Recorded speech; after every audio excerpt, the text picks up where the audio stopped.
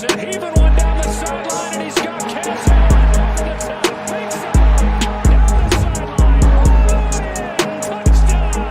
His signature move and his signature performance. Allen deep ball one more time. 58 yards this time. You're listening to the Bruin Bible. This is your host, Will Decker, bringing you UCLA football content all throughout the year for LA Football Network.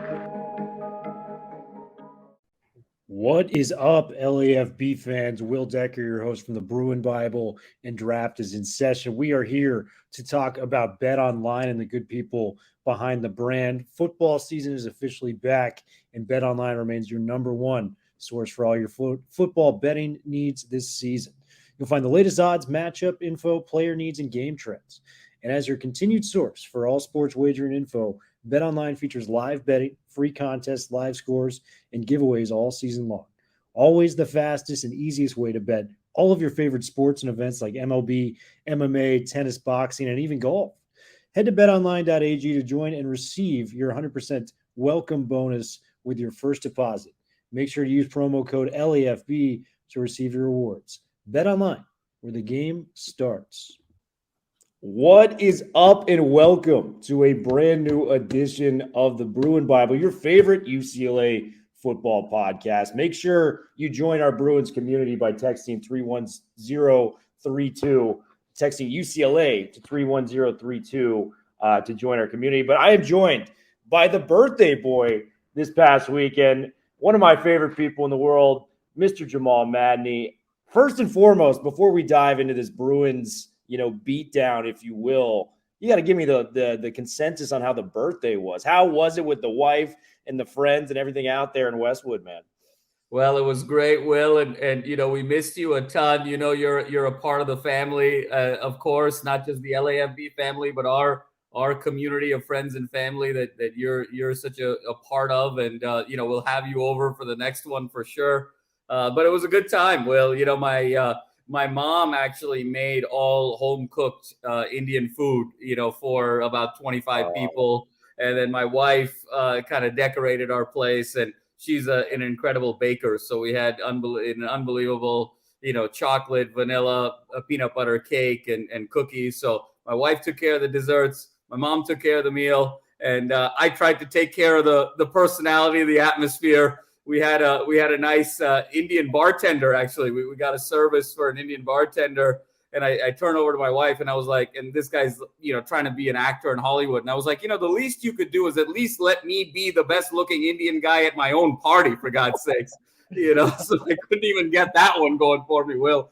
But we had a great time, and thanks so much for asking, brother. Dude, of course. And, we had to let Martin Jarman know. I'm like, hey, it is Jamal Madni, super fan of the Bruins' birthday tonight. Can we move it to a noon game? We tried to move mountains. Unfortunately, did not work. But, man, let me say, I know you had the game on the background, so we are both fully up to speed on what the Bruins did last night.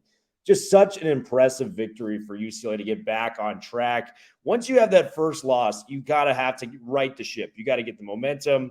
We're going into kickoff. It's, Bill McGovern's rumored to be out with, an illness. Things are starting to kind of turn. The kickoff goes out of bounds to start the kick. I'm like, oh, God, the momentum's going to be riding in from Oregon. And just like that, UCLA turned the ship around. A lot of impressive areas. But, man, where we're going to start with this. It comes down to the best player on the field, the best running back in the Pac-12. And if it's not a national topic, I think we have to start doing it. Zach Charbonnet's got to be up for Heisman. Like, this is a real thing that is happening. He is the best player on a top 10 team in the country. I think that just by those achievements in their own self, he deserves to be maybe on a one-way trip to New York, coming back with the Heisman to Westwood. And I just want to give you kind of a synopsis on what this guy did, Madman. 21 carries, 198 yards, 3 touchdowns. And it was the way that he was just running the ball effectively. We knew we had such an advantage on the ground against a team in Stanford who had really struggled against the run game. Charbonnet had a masterclass performance, and it may be the most impressive game that I've seen from him at the tailback position at UCLA.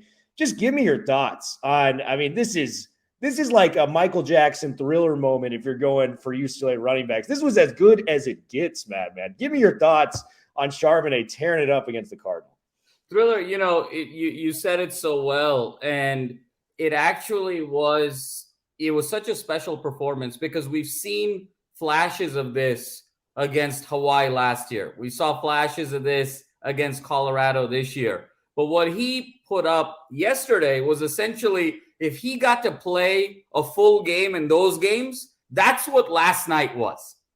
And he ran through the defense, he ran around the defense. His 37-yard run was so special when he sort of cut it up. He bounced off 2 tackles, one coming in front of him, one coming behind him. He shed them both and then beelined it to the end zone. The 23-yarder was the great vision. He found the right hole for himself and exploded through there. That great reception out of the backfield down the right sideline where he made 6 guys miss and really just ran out of real estate, Will, because no one actually tackled him on that play. And so to go for 21, 198, the 3 scores, to also be the leading receiver in the game with over 60 yards receiving, there's no question about it how special he is. And Will, you and I talked about this after that Colorado game. Remember, we said he sat one game, the usage rate was low, Colorado got him rolling, but now we need to see the Zach attack really carry this show over the crux of the conference season. And if you recall, we said we were talking about what is that right number. And I said 175 carries is what he's going to get the next 8 games. And lo and behold, he's at 85 carries right now, right on that pace. And that usage rate will continue to stabilize and increase as we get later and later and get closer to that finish line. But he is everything for this team. Everything is predicated off of his ability to run the ball. That's when the option game opens up for DTR. That's when you can get Kaz in the flat. That's when you have room and draw attention to those linebackers to find those soft spots for Jake Bobo and then the supplementary receivers. He is the bread and butter of this team. And how privileged are we, Will, where we have had a credible conversation over the course of this season about potentially 2 guys getting to New York. When was the last time? It was Cade McNown that was a Heisman finalist. But when was the last time you could genuinely say in the history of UCLA football that they have a player that is the absolute best at his position? You could argue it was Aikman in 88. Hard to sort of find any other examples, few and far between. This is truly a historic year. This is truly a historic player in the ethos of what is UCLA football. And, I put out a tweet last night that is the most popular tweet I've ever sent in my life. And it was really kind of validating because it's not some stupid fart joke or some idiotic tweet that some people put out. But it was my kind of just pouring it out to UCLA fans, being a part of this community for the last few years. And all it essentially said was, don't take this guy for granted. Zach Charbonnets do not grow on trees. This is something special that's happening. And, to quote David Shaw after the game last night, Ben Volch's article, he goes, he's special. He's big, he's fast, and he wears you down. And that is the Zach Charbonnet experience for every defender that tries to tackle this guy and make a miss in the open field. And the thing that's really impressive for Charbonnet is, we talk about how he sat out a lot of some of the halves that they've played. He didn't even play in the second game, the third game against South Alabama. I think he could have been fed the rock more, but Chip wanted to kind of save him for the Pac-12 season. This is an update from our guy, Sam Conant. Zach Charbonnet is now on pace for 2,221 scrimmage yards this season. That would be the second most by a Pac-12 player since 2013, only behind the great Christian McCaffrey year of 2015 for 2,664. That is the kind of stratosphere that this guy is in right now. The guy that holds the all-purpose yards record within the Pac-12. Zach Charbonnet is doing a little bit of everything. And Madman, to take you back, we knew the Stanford's run defense was bad. So we have to run it. We got to run it again. And then when we're tired of running it, we got to run it some more. That was kind of the pregame thing coming in. And the first series of football for UCLA last night, 3 straight plays to the beast himself. Gain of 14 yards, 11 yards, and another 11-yard run. This man was up to 36 yards rushing on his first 3 attempts. Oh, and he caught the 25-yard screen pass out of the backfield. So he accounted for 65 of our 75 yards on the opening drive, and he did not stop at all. You mentioned the beautiful 37-yard run up the middle, made a couple guys miss. That wasn't even the most impressive play of the night. The most impressive play of the night for me was that they're at the 10-yard line in their own territory, and they throw another screen pass to Charbonnet. This man made 3 or 4 people miss and hurled the dude on the way to the out of bounds where he's 6'2", 230. He's running through you, he's running around you, and he's jumping over you. That's not even an option in that scenario. So Charbonnet has been impressive. And Madman, before we go into the details of just everything else, I want to leave you with a stat because when we have entered Pac-12 play, that is when we anticipated the opening of Charbonnet to kind of come through. His last 5 games, Madman, he has been on an absolute tear. 775 yards on the ground, 145 receiving yards, and 9 touchdowns in 5 games. This guy is out of a different league. And, I had the proclamation preseason with you that this guy may have a chance to touch and Skip Hicks' touchdown record.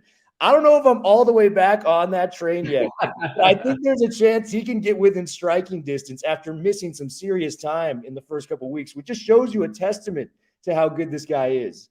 Madman, any thoughts before we move on to anything else? Because Charbonnet is just a special, special beast, man. Well, I think it's also important to really give credit here to Chip Kelly because the way he has managed Zach Charbonnet is really something out of, and you and I are both NBA guys, it's really something out of the Greg Popovich playbook of load management and managing a great player over the course of the season to peak at the right time. Look, Chip Kelly is a very humane individual. He is he's a man of very few expressions, but that doesn't mean he doesn't care about people, and that doesn't mean he's not sensitive. He just doesn't know how to show it outwardly. And for him, I know that he took a great deal of pride and responsibility and sense of obligation to Zach Charbonnet in recognizing that Zach Charbonnet came back for another year when he could have gone pro and probably should have gone pro at the time in terms of that decision making. And Chip said, look, the running back, the shortest lifespan of any position in football, and it's the most injury prone and it's the most exposed, and especially in the system that I'm trying to run. I need to be mindful, respectful of his future, and then also find a way to maximize him to set ourselves up for the right season that we expect to have. And I think he has done an absolutely brilliant job of that. You talked about the 9 carries against Colorado. You talked about sitting the 1 game out. You talked about playing only the half in 1 game.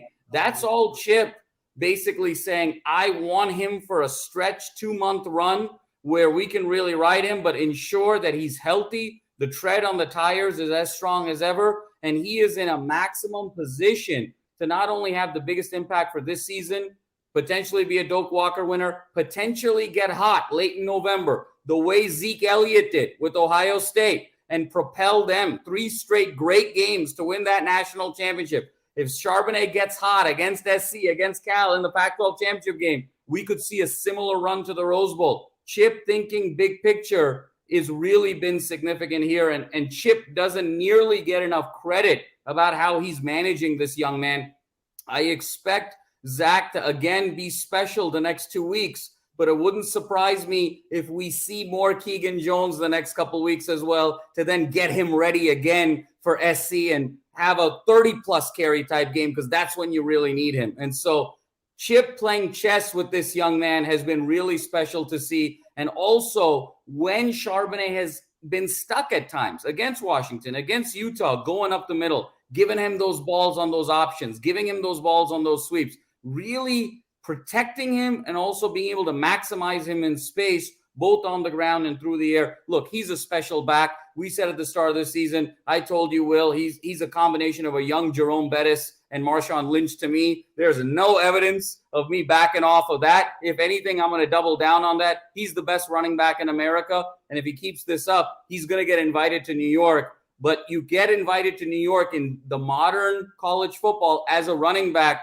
you need to have a coach that has your back and a coach that sets you up for success. And Chip Kelly has done that for Zach Charbonnet. And I think that's a phenomenal point because when you look at some of the other running backs around the country that are, making headlines, the Blake Corums at Michigan or the, Bijan Robinsons, their carries are in the high 20s and low 30s. And Charbonnet has been protected, but, only 21 carries last night, which is not a ton of carries, in the grand scheme of things. It's usually 5 or 6 less than his counterparts. And he made the most of it, 9.4 yards a carry, 198 yards.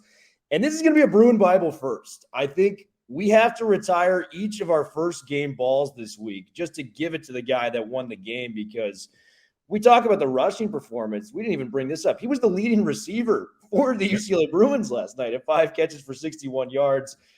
Both of our first game balls are going to Charbonnet. So, the last point we will have on Charbonnet is just enjoy this while you have this, Bruin fans. You don't know what a good thing is until it's gone, and Zach Charbonnet does not grow on trees. So that is my final point on the Charbonnet beautiful performance. You're not going to get what Andy Bernard said on The Office that was so touching in the series finale. I wish somebody told us we were in the good old days.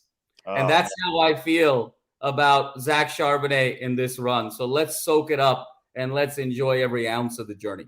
7-1 too. And the way I want to pivot is the defense. The defense was abysmal against Oregon. There's no other way to say it. It looked like a fish out of water. It just did not look the same. And granted, our defense is not perfect. It's more of a bend, don't break type of system. But man, Oregon was fantastic in that game. But where I want to give credit is, we openly talked about how the pass rush was not great against the Oregon Ducks. Let me talk about something. Who has had a great pass rush against the Oregon Ducks? They have yet to allow a sack this season, and that includes the likes of Georgia, when you've got a Kirby Smart defense scheming against you with Jalen Carter, who's going to be a top 3 pick in this draft, coming up the middle. So if Georgia can't get a sack, odds are that we're not going to get a sack in that game, but it's just the way we responded. 4 sacks, 6 pressures by the defense, 6 tackles for a loss. And we even made plays when we needed to with an interception there. The defense was special. We held them to 270 total yards of offense. We made Tanner McKee, look like a guy that I think would probably have to come back another year if he really wants to be considered a serious NFL quarterback, moving forward. Give me your thoughts on the defense, Madman, because I thought Clancy Pendergrass did a hell of a job as the interim DC for Bill McGovern. Thriller, I think you said it best, and I think the team finally got back to who they are. And when this team is doing their best work, the linebackers have to be the anchors in doing the things that they do best. You mentioned the 4 sacks. I believe it was Latu, Murphy, Calvert, and I think Blaylock probably got one from the secondary, but that was probably the 4 sacks. Gary Smith. There we go. Gary Smith. That's what it was. Yep, Gary Smith.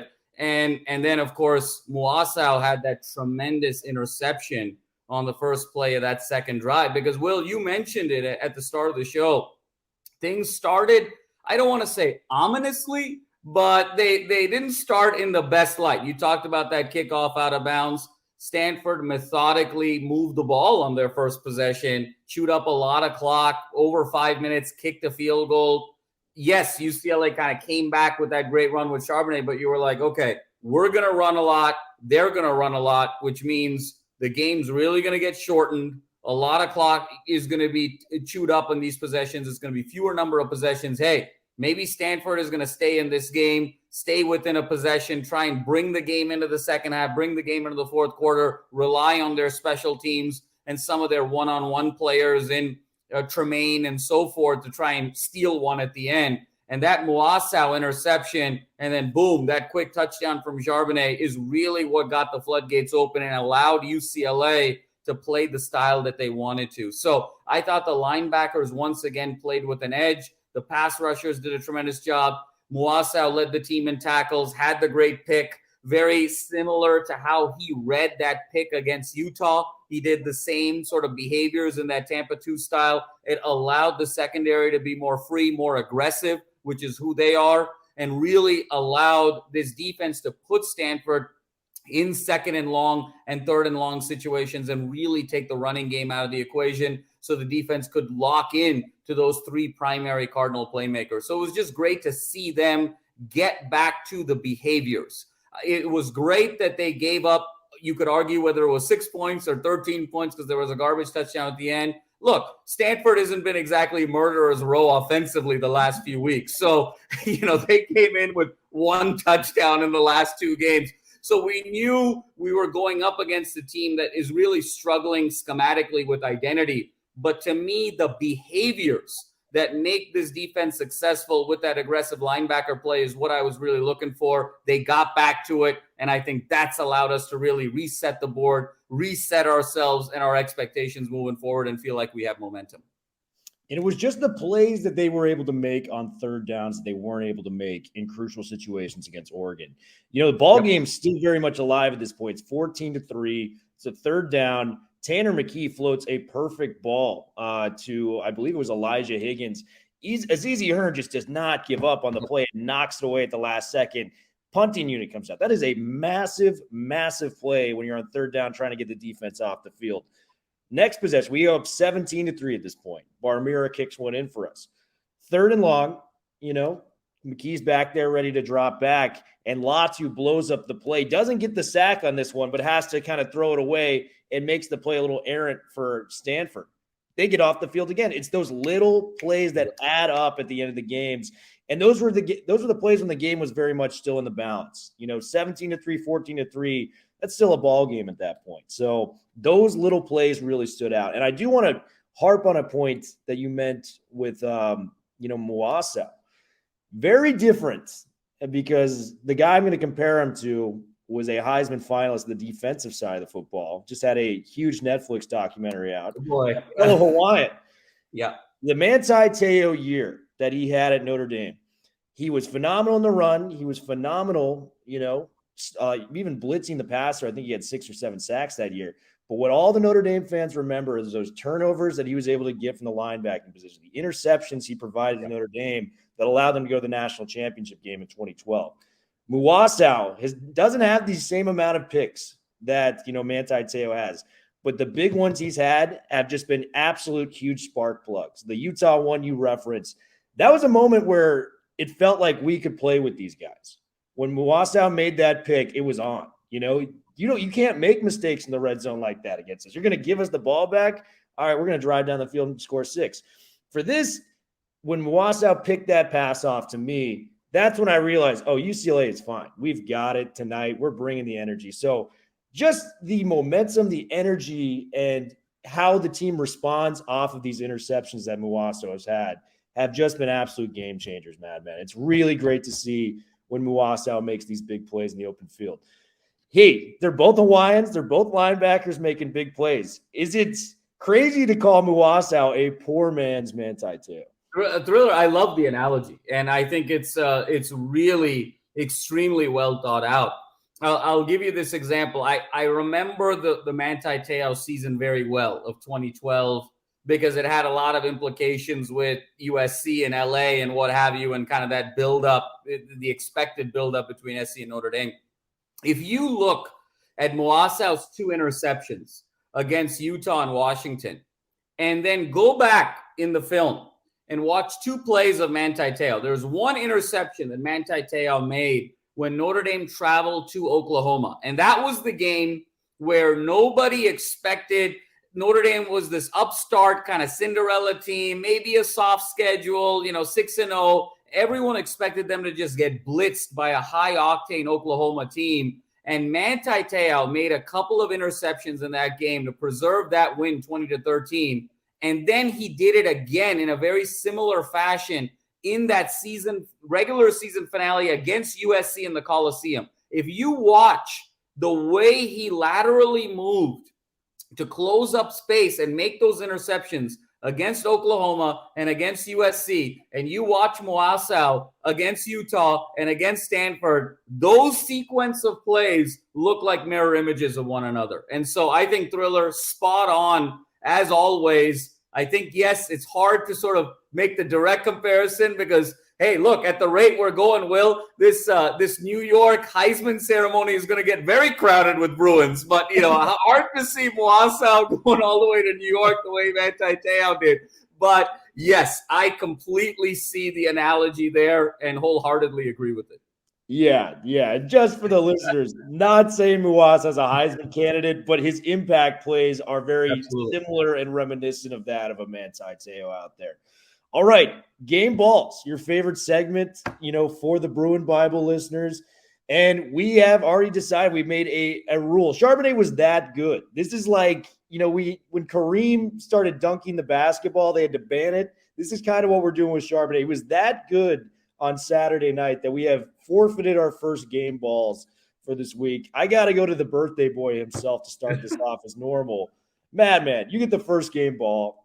We're going to have 2 of them this week. Who gets the first game ball, Charbonnet not included?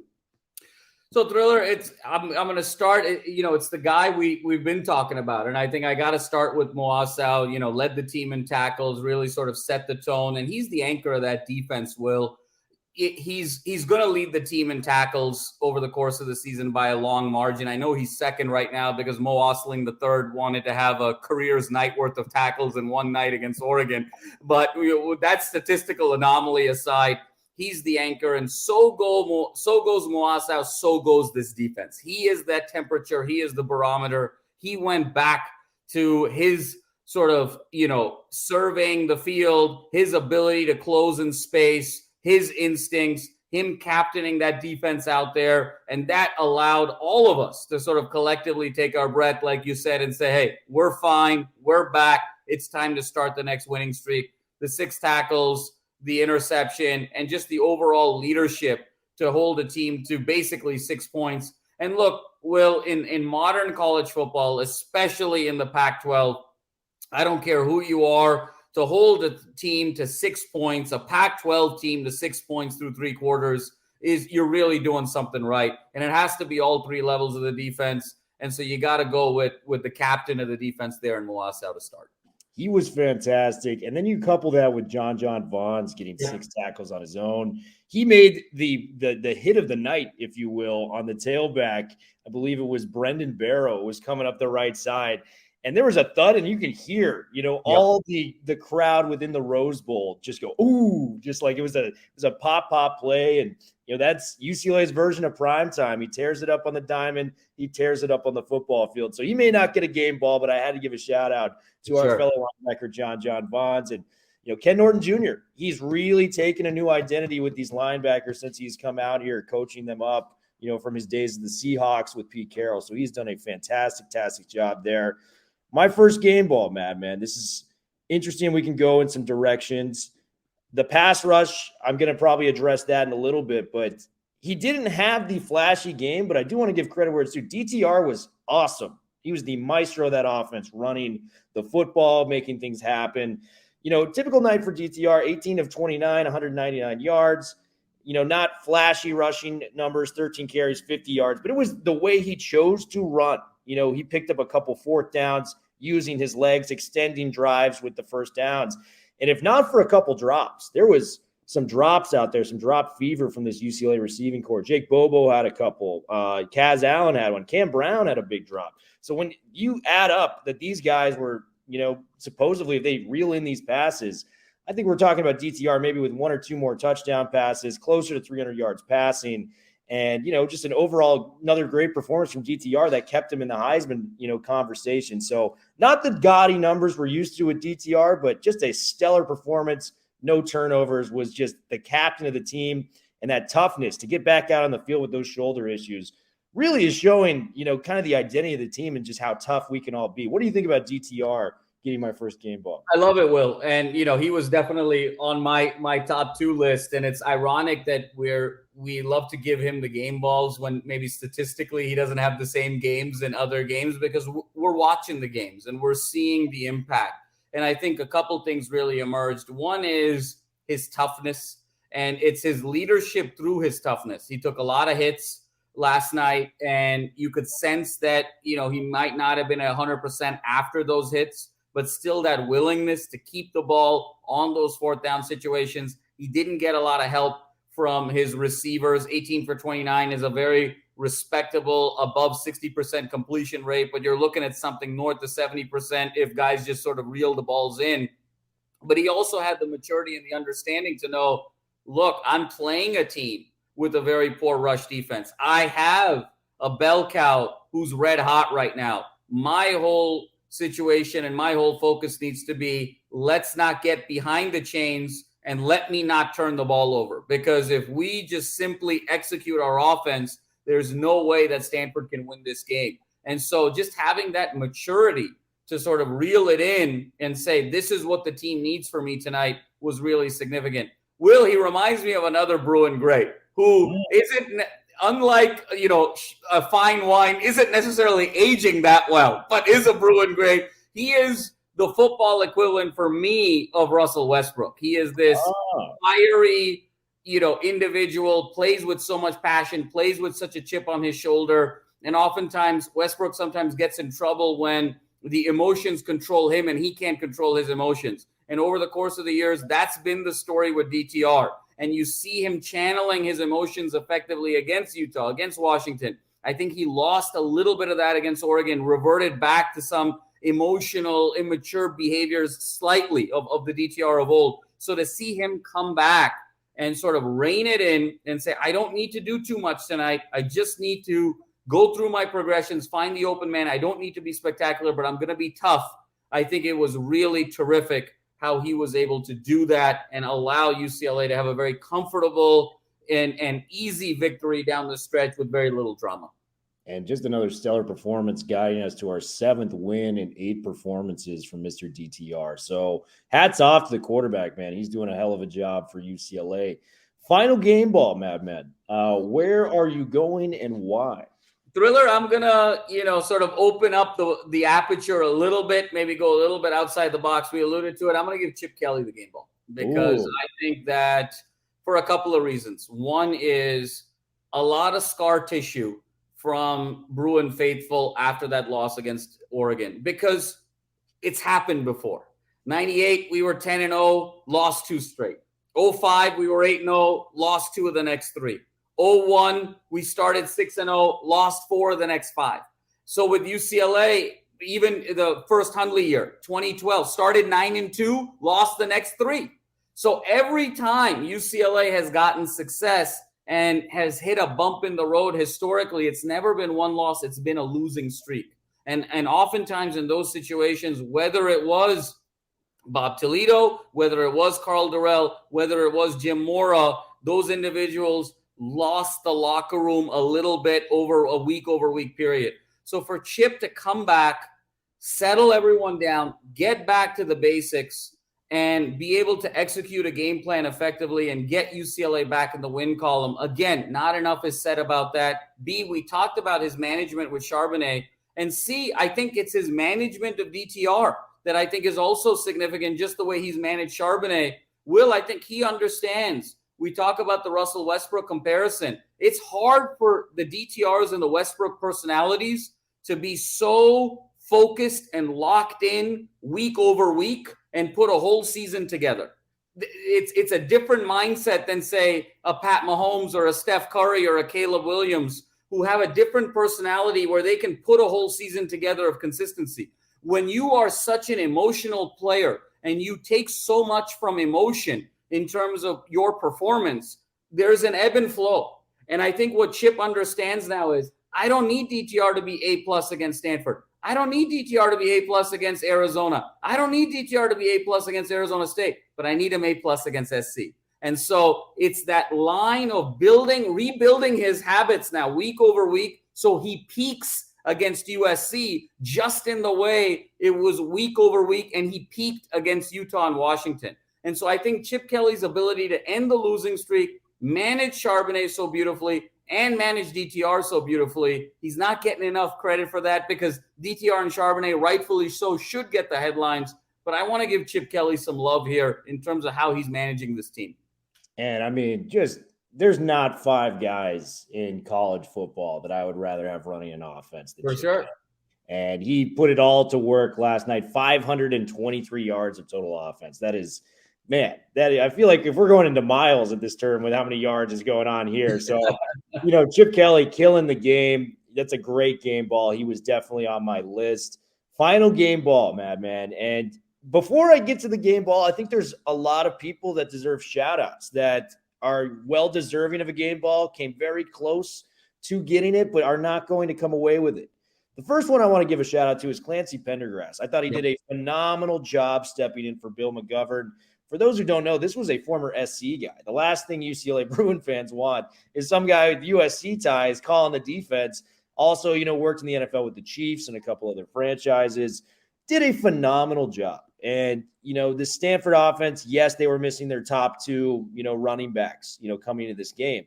But where I will push back is that Stanford has been a team that has recruited offensive line, and they figure out the running back, for the most part afterwards. Outside of maybe Christian McCaffrey, it's been just kind of the Tyler Gaffneys of the world. Players like that. Bryce Loves, a track star they converted to play football there. The offensive line was as healthy as it's been all season. 114 career starts coming into this year from that unit. And Clancy Pendergrass brought the rain. 4 sacks, 6 pressures. I thought he did a phenomenal job against, if that O-line's maybe healthy, all year, we're talking about top 3 unit within the Pac-12 as a whole. So a phenomenal job there from Clancy Pendergrass. He is well deserving of it. Next guy I got to give it to, and this was maybe the closest I was to giving it to somebody. Gary Smith did a phenomenal job from Duke. That first drive we're talking about, Stanford's moving the ball at will. We get into the red zone. It's 1st and goal. And Gary Smith blows up the first play, gets a tackle for the loss. Momentum back to the defense. We force a field goal. Later in the game, he gets a sack coming from the interior. And interior sacks are always the most impressive to me because you're not just taking on the guy on the outside, the right or left tackle. You're going through 2 to 3 guys as a whole. And Gary Smith did that, bulldozing his way through that Stanford O-line, getting to the quarterback and McKee and dropping him in the backfield. So Gary Smith was fantastic. Want to give a shout out too, because Chip, I think in a way, by him giving that run to Kaz Allen at the end, he goes, Bruin fans, I have not forgotten about Kaz Allen. I'm saving him for November 19th. We got some plays in the playbook. That 72-yard run was a thing of beauty. Kaz, he had a couple drops. I can't put him on the list, but that run, I think, was the play of the day in a list of great plays when it came from Charbonnet. So he was fantastic as well. So Kaz Allen run is there. But my final game ball, Liatu Latu. And he came off the edge. He generated that pressure from McKee to force the 3rd down that we talked about earlier for the throwaway. Punting unit comes out for Stanford. Gets the sack and forced fumble the next play. And he's now at 7.5 sacks within the Pac-12. He is at 1st or 2nd within the conference on that. And we've talked about his medical history and how good of a story it is for Liatu Latu. This guy's we're talking about the guys going to New York. We got to start a campaign for Latu to win Defensive Player of the Year within the Pac-12 because he is doing a hell of a job. Hasn't played football since 2019. And I just think this story, I don't know why it's not picking up more. We're in the city of Los Angeles, the media capital of the world. We need to get Latu, our guy, some notes out there. This guy is putting together a phenomenal season. What do you think about Latu with the final game ball and how much of a game wrecker he was against Stanford? No doubt, Will. And you talked about the sack, you talked about the forced fumble, you talk about the pressure in the key situations because that's where the game was still early and there was still an opportunity for Stanford to keep contact with UCLA. And I go back to it, Will. I mean, the identity of this defense is Moasau being sort of a surveyor and a captain of that defense, Latu being able to generate pressure, and then it opens up pressure opportunities for the Murphy twins, for Carl Jones Jr., for the Smiths of the world. And then you can sort of create some havoc in 2nd and long and 3rd and long situations where now the secondary knows it's one-dimensional and they can be very calculated with their aggression. And the Hearns and the Blaylocks and the Oslings and the Kirkwoods can really then lock in appropriately. So these guys are the linchpins. Latu, absolutely 7.5 sacks. Will, I expect him to get to 12 sacks this year. I think that's a very realistic goal for him. And he's going to be in the conversation for Pac-12 Defensive Player of the Year. I don't see anyone who is significantly ahead of him right now. And if he can put some good performances together, there's absolutely no reason. Can you imagine if UCLA walks away this year with the Pac-12 Offensive Player of the Year and the Pac-12 Defensive Player of the Year? That's very much on the cards. I think that Charbonnet, DTR, Caleb, sprint to the finish is lots going to be decided November 19th on that one.